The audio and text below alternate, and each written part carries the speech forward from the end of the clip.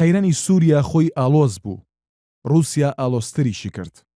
کەمن ئەو کەسانەی گەشببینن بە داهاتووی سووریا، بەڵام زۆرن ئەو کەسانەی نیگەرانن لەوەی کە ئەو ئاگرەی بەر لە 4 ساڵ لە سووریا هەڵگیرسا ئەوەندە تەشەنە بستێنێت کە کەس نەتوانێت بیکوژێنێتەوە. ئەخۆ جەنگی سووریا تەشەنە دەستێنێت بۆ وڵاتانی دیکە و دەبێتە هۆی سەرهەڵدانی جەنگێکی گەورەتر کەم نین ئەو کەسانەی پیان وایە دۆخەکە وەها ئەلۆز بووە کە ئەگەری ئەوە هەیە هەڵەیەکی بچووک لەلایەن یەکێک لە دووبەرەی رووسیا و ئەمریکا ببێتە هۆی جەنگێکی گەورەتر.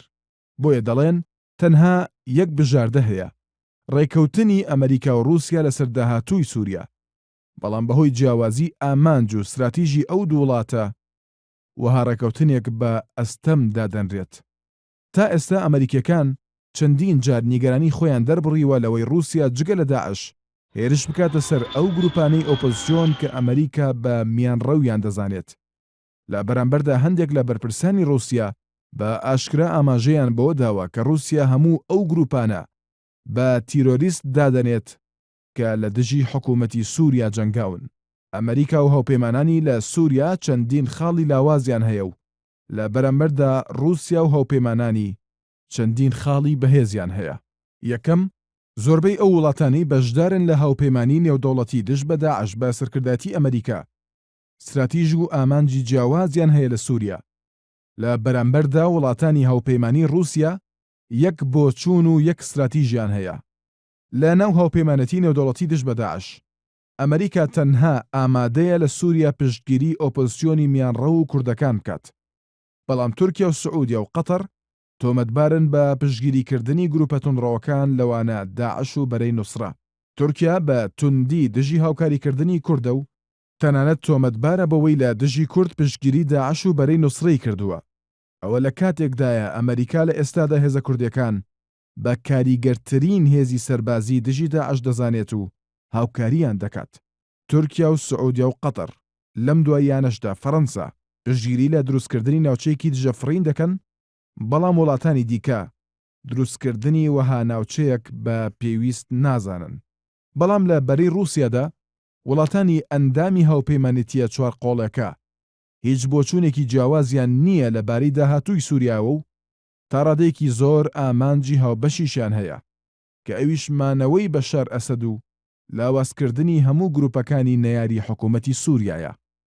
دووهەم، بۆ ئەمریکا و هاوپەیمانانی هیچ هێزێکی سەربازی متمانە پێکراو نییە لە ناوخۆی سووریادا جگە لە یەپەگا. یەپەگەش لە لایەن تورکیاوە دژایەتی دەکرێت. جگە لەوەش یەپەگا خۆی بە هێزێکی سربەخۆ دەزانێت و ئامادە نییە بەهۆی هاوکاریەکانی ئەمریکاوە دژایەتی رووسیا و هاوپەیمانانی بکات و تەنانەت پێشوازیشی کرد لە هێرشەکانی رووسیا. بەڵام لە بەرامبەردا بۆ هاوپەیمانەتیەکەی رووسیا لە ناوخۆی سووریا چەندین هێزی سەربازی هەیە کە دەتوانن پشتی پێ ببەستن لەوانە سوپاکەی بەشار ئەسەد و هێزەکانی حەزبوڵڵای لوبنان و لەم دواییانەشدا باس لەوە دەکرێت ئێرانیش بە سەدان سەربازی ناردۆتە سووریا و جگە لەوەی ئێران پێشتریش هێزی ڕەوانەی ئەو وڵاتە کردهبوو. سێهەم، لە ئێستادا ڕۆژئاوای کوردستان تەنها دەواازەیە کە بەڕووی ئەمریکا و هاوپەیمانانی بۆ ئەوەی شەڕی داعش بکەن، بەڵام تورکیا و وڵاتانی عەرەبی لەگەڵ ئەوەدا نین بە پشتگیریکردنی کوردەکان ئەو ناوچەیە بکرێتە دەواازەیەک بۆ داهاتووی سووریا. لە بەرامبەردا رووسیا دەواازەیەکی گەورەی هەیە بەڕووی سووریادا، ئەویش ئەو ناوچانەیە کە لە ژێر دەسەڵاتی بەشار ئەسەددایە.